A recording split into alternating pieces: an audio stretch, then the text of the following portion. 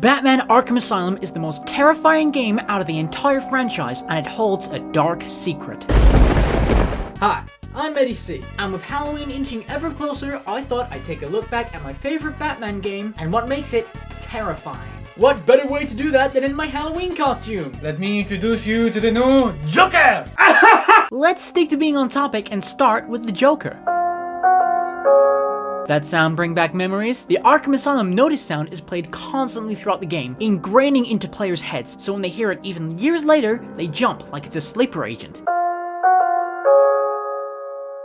So, for anyone who hasn't played the game, the reason why people are so on edge after hearing the sound is because it is always followed by a creepy message from the Joker. Officer Bowles.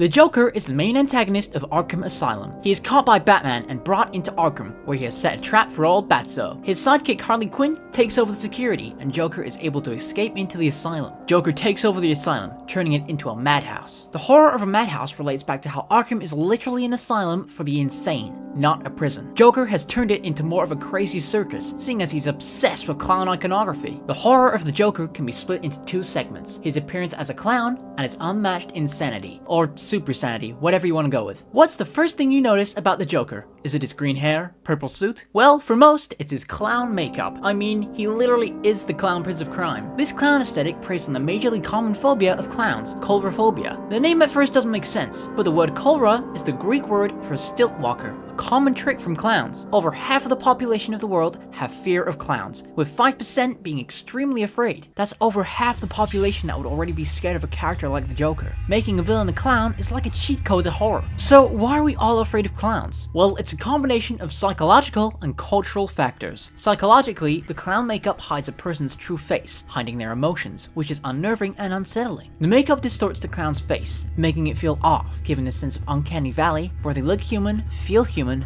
but just aren't there. Clowns also often have the color red, typically in lipstick or red circles, which for some can remind them of blood. So many feel disgusted. Normal clowns are also portrayed to be silly and mischievous, being how that is literally the point of why they exist, so it can make some people feel on edge. Going to the cultural side of things, in media clowns are almost always displayed to be evil, with characters such as Pennywise and even the Joker himself being iconic killer clowns. Speaking of killer clowns, there have unfortunately been real-life incidents of murderous clowns, the most notable being the notorious John Wayne Gacy. Recently, there was an epidemic of people dressing up as killer clowns back in 2016. Hell, I even remember being in school and seeing one outside the gates. All this just reinforces the fear of clowns in public consciousness, making it one of the most common phobias. Okay, let's think back a minute. I said there are two reasons why Joker as a character is terrifying, so let's delve into his insanity. In the Arkham games, Joker's mental state is best described with antisocial personality disorder, or ASPD for short. Chronic lying, impulsivity, a lack of remorse, and a tendency towards violence are all symptoms of ASPD,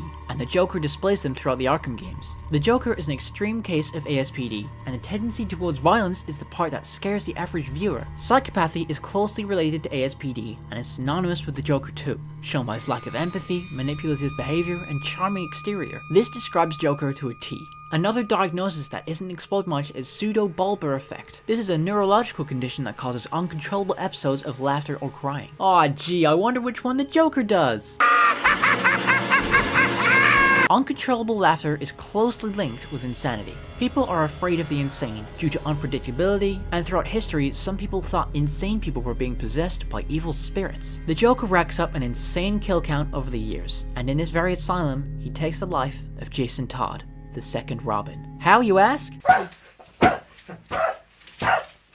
Jason Todd was the second Robin of Batman. He was found on the street trying to steal the tires of the Batmobile by Batman, and he took him in. In the story A Death in the Family, a vote was called for readers to determine whether Jason lived or died after being captured by the Joker. Jason was actually hated by the fans, as he replaced the beloved Dick Grayson, and was more hot-headed and rebellious in contrast. So, as the public do, they voted to kill him off, and the second Robin was killed by the Joker. This has become iconic in Batman lore, and is reflected in most Batman media, with Jason haunting the narrative, so to speak. The Arkham games are no different, with Jason even becoming a main antagonist in Arkham Knight. This video is not about Arkham Knight, it's about Arkham Asylum, so why am I talking about Jason Todd? Because Jason was in the asylum for the entirety of the game, but Batman never found him. Just thinking about that sends chills down my spine. Now, the information for some of Jason's lore comes from the Arkham comics, which are not canon, but I will be using them to make sense of it all and to string up a proper timeline of what happened. Jason Todd has always disagreed with Batman's no-kill rule, and one day, Joker took it too far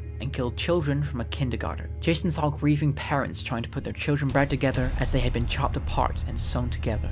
Fucking hell, that's probably the darkest the ADC channel has ever gotten. Jason had had enough and headed to Arkham to finally kill Joker. Jason cut off all his trackers with Batman, planning to turn them back on after he killed the Joker, but in his recklessness, fell into the Joker's trap, literally, as he fell a great height and was attacked with a crowbar. All the while, Joker sang the nursery rhyme Humpty Dumpty, a horrific reminder of the kindergarten incident. He was beaten, strung up, and branded. To get Batman to stop searching for Jason, the Joker sent a video of him shooting Jason. But little did Batso know, Jason survived.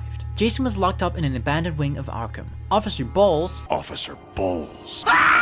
was so corrupt that the Joker used him to ensure that Jason was never found. Joker had many villains come to Jason to torture him even more. Names like Killer Croc, Penguin, Two-Face, Bane, Zsasz, Scarecrow, and Calendar Man. The Joker and Harley conditioned Jason to hate Batman, using shock torture, and forcing him to kill people dressed as the Bat. In Arkham Asylum, in the medical facility, we find the room that Jason was supposedly killed in, with wheelchairs similar to the ones he was tortured in, and scribblings on the walls depicting the torture of Jason. During the events of Arkham Asylum, Jason was able to escape from his shackles. Deathstroke was hired by Joker to kill Jason, but let him go, after realizing the Joker wouldn't hold up his end of the bargain. Jason and Deathstroke team up and escape the island. The thought that Jason was present throughout the whole game without Batman knowing is terrifying. The boy he raised and thought to be dead is strung up on the verge of death in the same building he is in. In the comics, Jason is normally revived by Ras Al Ghul in the Lazarus pit, but Jason didn't actually ever die in the Arkham games. But don't worry, as Ras Al Ghul still does make an appearance in Arkham Asylum in this chilling cameo. Yeah, I reckon I could play the Joker. During the main playthrough of Arkham Asylum, you can find a body bag near Dr. Young's office, with the name tag Ras Al Ghul. But when you go back later on in the game, the body is gone, suggesting that the body had been stolen to be brought back to life or had come alive like a zombie. The thought of a body moving whilst dead is chilling, to like literally everyone. I hate corpses. The reason why people feel fear at this Easter egg is that it invokes the theme of the living dead. It highlights humans' fear and existential dread, feeling like the dead could be coming for them. Also, not to mention how in media the living dead are always presented to be evil and attack unpredictably. The Easter egg suggests what's in store for the future of the Arkham franchise, now that the immortal Ras Al Ghul is loose. So, we're quite a bit into the video now, and I think you know what comes next. Please like and subscribe! Come on, we can laugh together, cry together. If you don't subscribe, I'll take you to the abandoned wing of Arkham, just like Jason Todd. Moving on from zombie horror, we're going to talk about monster horror. Dude, this game has all sorts of horror, it's crazy. Killer Croc is one of the first villains you see in this game, and he instantly threatens Batman. He's locked up, being escorted by guards, but due to his size, it implants doubt in everyone's brains, thinking how hard could it be for him to escape? That's what it felt like playing this game. The game uses a jump scare to amplify the horror of Killer Croc, a tactic commonly used for cheap horror, but in Arkham Asylum, it carries weight. Killer Croc threatens Batman again, foreshadowing the future Killer Croc section of the game, which is also one of the most terrifying. Batman goes down into the sewers to obtain samples from spores of a specific plant, but it won't be easy. We are thrusted into this tense segment of the game, where you have to keep below a certain level of noise, or Croc will hear and kill you. The music and goal of staying quiet builds up tension in the player's mind, making the inevitable jump scares all the more impactful. Croc is a force to be reckoned with, standing at a height of 11 feet and weighing 580 pounds. I actually calculated it, and that's a pretty normal BMI. 23.4. Good job on staying healthy, Crocky boy. The sheer size of Croc makes you feel outmatched, even with Batman's inhuman muscles. At the end of the segment, you get chased, with rapid tense music overstimulating your brain, telling you to run. And so, you run, without thinking. And typically, you die in the first go-round, as you don't realize you need to use the explosive gel to trap Croc. But this is a display of true horror in action, as you literally run out of fear, without thinking. Killer Croc's character is based off a crocodile, a dangerous animal. Crocodiles are in fact apex predators, with literal built-in horror iconography. A large maw, tons of sharp jagged teeth, with some even having up to 110 teeth. Makes that crocodile dentist game seem rather inaccurate. Only a measly 10 teeth. That's right, Batman. I've poisoned the entire Gotham water supply. No, Crane! Gotham will descend into chaos! Oh, Batman! You saved us all! What better person to talk about in a horror analysis than the literal master of fear, Scarecrow. Scarecrow is so iconic in this game, as Scarecrow's fear toxin messes with the player in extremely creative ways. After Batman gets a dose of the fear toxin, he hallucinates, and on screen, the screen glitches, and seemingly restarts the game, fooling an entire generation of gamers. This brings a fear that Scarecrow has abilities beyond his realm of the game. I mean, obviously he doesn't, but the fact that the game seemed to glitch due to him is such a creepy feature. Like, the amount of times I've seen that clipped and shared on TikTok is crazy. It's amazing how features from this game still pop up in modern day discussions, preserving the memory of the art piece this game is. There are 3 main segments with Scarecrow, where Batman is dosed with a fear toxin and attacked by a massive Scarecrow. The objective is to break the spell of Scarecrow by blinding him. Scarecrow is searching around the area looking for Batman, and due to his now massive frame, could easily beat Batman. His eyes project a spotlight, so when Batman is found, it makes the player feel as though they are being singled out. They are frozen in fear as Scarecrow kills them. This preys on the childhood memories of players. Seeing as they are gamers, they are likely to stay up past bedtime playing games, trying to avoid being caught by their parents. Scarecrow's appearance is very bare bones. He has an exposed chest showing how malnourished he is. His eyes are bright yellow, feeling unhuman, as if he were a demon of fear. On his fingers he has syringes full of fear toxin, which are now massively amplified to the size of spears that could easily impale you. The concept of the fear toxin is frightening in general. It induces fear in the infected, and causes hallucinations, and if facing your fears wasn't enough, not knowing what's real and what's not adds to the fear factor. Scarecrow's design is based on a scarecrow. A scarecrow is used in farms to scare off crows from destroying or eating crops. It's kinda in the name, Scarecrow.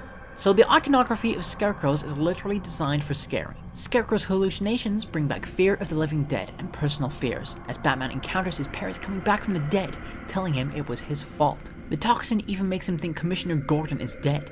The final bit with the Scarecrow has him threatening to poison all of Gotham with the fear toxin, as he holds it over the water supply. This is a frightening idea, as the whole of Gotham could descend into chaos if he dropped that bag of toxin. Something explored in Batman Begins. I made a video on that if you want to watch it. But instead, he is mauled by Croc, being dragged down into the water in this horrifying scene. Even though this happens to a villain, it's still frightening. The idea of being attacked and mauled by a massive creature is terrifying. Scarecrow returns in the post-credit scene, foreshadowing his return. But when he does return, he is changed. He has a different voice, and his vocal cords are tarnished in the attack from Croc, showing how you could be affected in a freak attack like that. You're dead and buried, darling. And bricked. Hello! The horror of beauty. Poison Ivy is a villain who tricks men and women using her beauty, using pheromones from her plants to make them desperately fall in love with her, which also means they'll do anything she desires. This is a horrifying ability, as it is essentially mind control with just a few extra steps. People shudder at the idea of mind control, as most people believe in free will and are very protective over their right to free will. Something that could breach that free will terrifies them. Someone taking control of their own body. They could be made to do all sorts of things, leading to embarrassment, jail time, and losing loved ones. Free will is the idea that humans have the capacity to make their own choices and control their actions, independent of any prior cause. The idea that we are not bound by fate. Poison Ivy takes away a person's free will when she puts them under her spell. They are under her complete control. Her powers are often used as a test of willpower, as Batman has to often overcome her pheromones. But that still leaves the question in the player's mind, what if I don't have enough willpower? It gets them to question how much free will they truly have. Many of the villains we've discussed today have had the effect of Uncanny Valley, and I believe Ivy is a great example. She has unnaturally green skin, giving a sense of sickness and disease. Her facial features are extremely exaggerated, with high cheekbones and a slim chin. It all combines to give the essence of something alien and inhuman, something beyond human understanding, and you always fear when you don't understand. There's another aspect explored through Ivy, and that is plant horror. Poison Ivy can command these great giant plant monsters in her fight against Batman. This shows the power of Mother Nature, and how everything in the end will return to nature, to be destroyed. Some people have the fear of nature taking over, seeing abandoned buildings being overrun with vines. A terrifying ability of plants is being parasitic. The plants feed off of other plants, deriving all of its nutrients from the host plant, but there's always a chance that these plants could evolve and move on to higher beings, moving to insects, to little rodents like mice, to bigger animals like dogs and cats, and eventually to humans. A fear exploited in Arkham Asylum, as spores are planted around the asylum infecting inmates. The plant monsters are reminiscent of The Little Shop of Horrors, a horror movie about evil blood-sucking plant creatures. It just poses the question about how far could plants truly evolve? Could they evolve past us? Okay folks, you best get strapped in for this next point of the video because this is definitely, without a doubt, the scariest part of the game. At the end of the game, you beat Titan Joker. All well and good until you realize... To beat the game, you need to beat 240 Riddler challenges! Hey! I have had it with all these people calling my Riddler trophies annoying! It is insulting! Do you know how much time and effort I put into those? That is it! You know what? Here's 2 more games with 683 more challenges for you to do! An early encounter in the game is with Victor Zsasz, who is holding a knife to Dr. Young's throat in order to get her research notes and to keep Batman away. If you hold off on taking Zsasz down, you can hear a monologue about Dr. Young's fear and how desperately he wants to kill her. I can see the veins in her neck throbbing. I can smell her sweat and tears as they run over her flesh. Joker is on screen and just tells Zsasz to kill her as they have the notes now. This is disturbing on many levels, as they force her to reveal information by threatening her life, and now they have it. The Joker has no problem with just killing her. That's a human life, and he sees it as worthless. Zsasz isn't much better, as he's only keeping her alive as he's scared of Batman, and if we wait too long, Zsasz gives in to his urges and kills Dr. Young, stabbing her in the neck. Hostage situations are terrifying, as the kidnapper is often unpredictable and can kill you at any moment. There's a feeling of hopelessness, seeing as they have a knife to your throat. If anyone tries to save you, they could kill you instantly. We get another small cameo from Clayface. In this chilling scene, we see what appears to be Quincy Sharp, the warden of the asylum, beg Batman to let him out of his cell. But if we turn around, we hear a strange bubbling noise, and Sharp is now turned into Commissioner Gordon, who says nothing, but just merely laughs at Batman, taunting him. If we turn on detective mode, we can see that Clayface has no skeleton, as he is now entirely made of clay. The shapeshifter archetype sends chills down anybody's spine. The feelings of distrust you get knowing that a shapeshifter is among you is disturbing. They could attack you at any time, but even worse, the people around you could attack you, as they think you could be the shapeshifter. This is seen heavily in films like The Thing and Invasion of the Body Snatchers. I'm gonna go into Invasion more now though, as I literally studied it in film studies. Invasion of the Body Snatchers is an old classic black and white film, where shapeshifting aliens take over a small town. They come in pods and develop into exact copies of certain humans, and then replace them in society until every person is replaced by an alien. Only one person makes it out of this town, Dr. Miles Bennell. He makes it to a city police station and warns them about the incoming aliens. They don't believe him. He is written off as crazy. They don't realize until too late that Miles was telling the truth, that the aliens are now here. Miles runs out into the street, shouting directly at the camera, breaking the fourth wall about how the aliens were coming for them. For an audience in 1956, this would have been terrifying. It preyed on the fears from the Cold War that was going on, as Soviet spies had been reported in America, so no one could be trusted. This directly translates to characters like Clayface in Arkham Asylum. It preys on the fear that you can't trust anyone, as he could have convinced Batman to let him out as Quincy Sharp. It makes you question everyone in the game, wondering if they truly are who they say they are, all the while Clayface is just sitting in his cell. You forget about it as the games go on, forgetting about the fear of shapeshifters, until the Joker transforms into Clayface before your very eyes in Arkham City, reigniting that same fear you had whilst playing Asylum. Speaking of Arkham City, there was actually a tease about Arkham City in Asylum all along that wasn't found for years. In Quincy Sharp's office, if you place 3 explosive gels on a certain wall, the wall will explode and reveal a secret room, one where the plans for Arkham City are being made way before the game was actually announced. Knowing that all this time while Sharp was going crazy, he had been planning the Arkham City project is chilling. It shows how corrupt the plan is and how it is destined for chaos. Oh yeah, that's right, Quincy Sharp started to go crazy. I'll speak about that after a quick Subscribe break! You know, if you do subscribe, you'll get one of these special little Halloween baked goodies.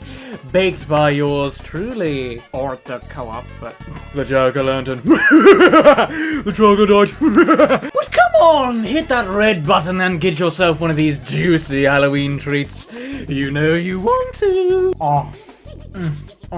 Quincy Sharp is the warden of Arkham Asylum, essentially running the whole joint. Sharp had previously been diagnosed with schizophrenia, but somehow hid it from the public eye, most likely through bribery and wealth, as he came from a wealthy family. During his reign as warden, he became obsessed with the writings of Amadeus Arkham, the man who created Arkham Asylum. Sharp read all of Amadeus' memoirs, believing that the ghost of Amadeus himself was talking to him. This drove him further into insanity as he began to stalk and kill his patients, all the while being drugged by Hugo Strange, using the Mad Hatter's mind control serum. Sharp is present throughout the game, being held hostage by various villains, needing Batman to come to his aid and save him. Batman finds Chronicles of Arkham throughout the game, written by the spirit of Amadeus Arkham. It details a warden of the asylum learning about the mentally ill, and how he decided to begin killing them off, seeing that there is no other way. When we go back to the cell we left Sharp in, we find one last chronicle, one addressed to the Batman, written in blood, and crazy writings of Batman written all over it.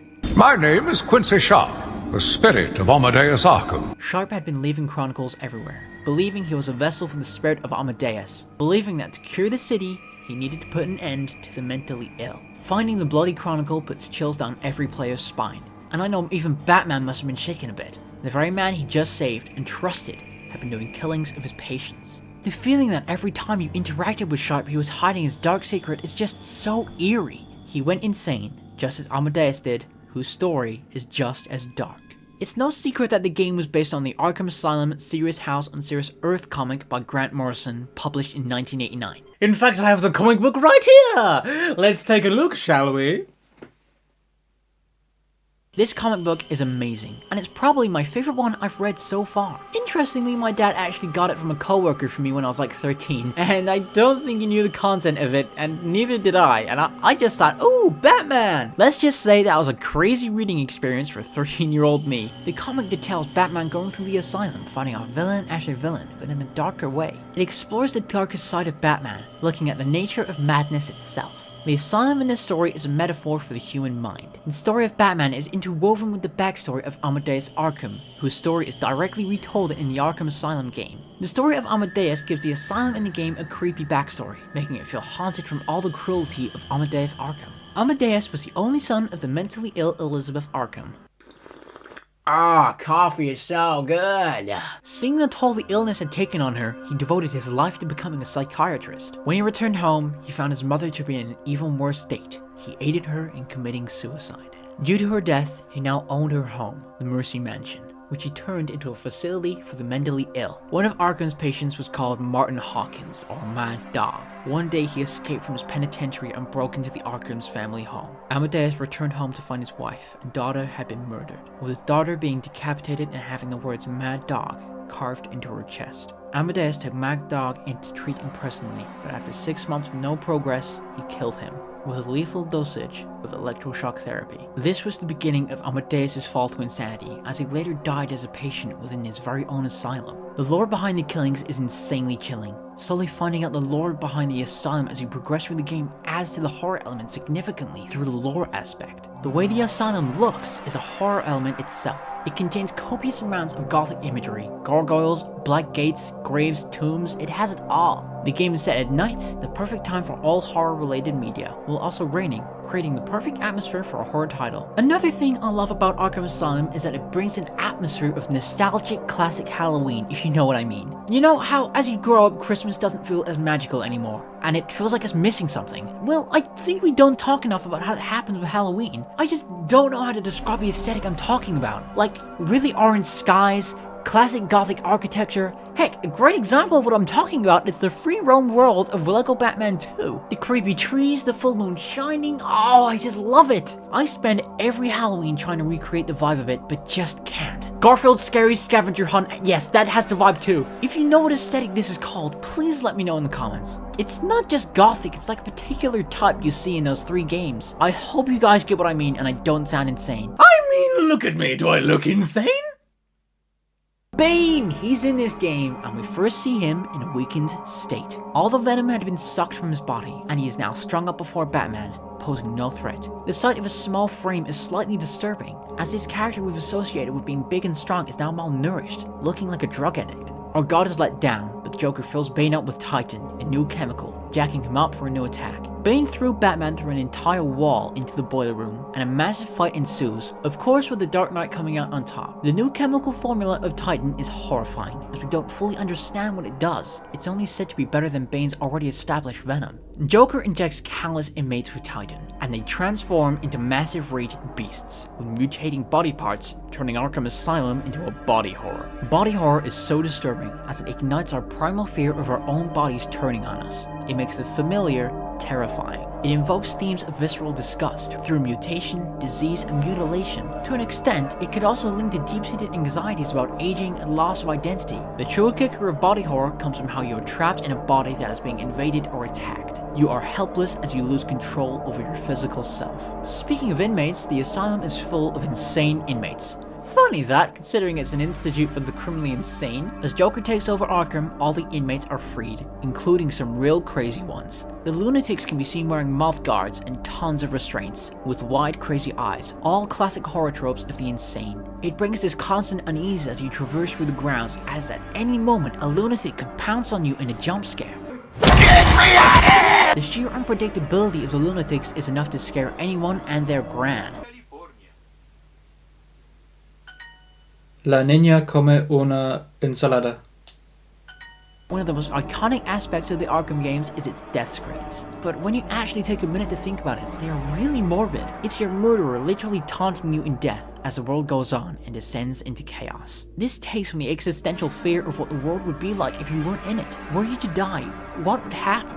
And in these death screens, it shows how the world would turn dark if you were to fail and die. It shows how the world keeps going on after your death, which is such an odd concept to get your head around. Another lore-heavy horror aspect is the patient recordings. In our database, we collect patient recordings for each villain, detailing interviews with them as they're admitted into the asylum. But each one of them brings eerie messages of how the supervillains interact with ordinary civilians. There's an odd power dynamic, as the villains are trapped and locked up, so the interviewer should hold the power, right? But some villains are too strong to be bound, such as Killer Croc, whose tapes detail how he ate guard Aaron Cash's hand. Reports state that the patient attacked Cash, and in the struggle consumed his left hand. These tapes bring brilliant haunting lore to the game, showing the player how truly dangerous they are, as we are forced to listen to each tape we get as we collect them. Now, the final point I'm going to make in this video is going to be rather surprising. The final bit of horror I'm going to talk about today is Batman himself. Batman, oh, he's the true villain in all of this. No, but on a serious note, the concept of Batman is actually terrifying. Imagine you're a low-life criminal in Gotham, stealing to survive, and you see this massive, mysterious bat creature running after you. To us, the player, Batman isn't terrifying.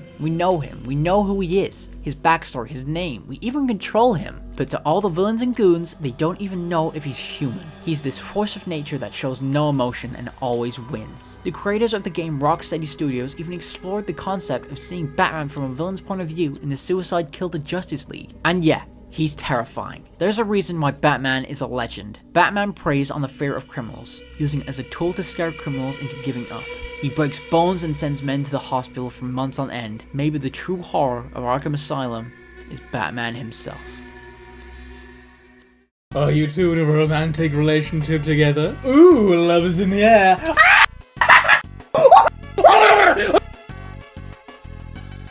Well, I certainly hope you enjoyed that video. I decided to try out making a longer video to see how it does on the algorithm. Let me know if you enjoyed in the comments. Since you made it to the end, please subscribe. It would mean a lot to me. I mean, why wouldn't you, of course? Before I go, I'd love to immortalize this Halloween costume in my memory by striking many different poses for this video.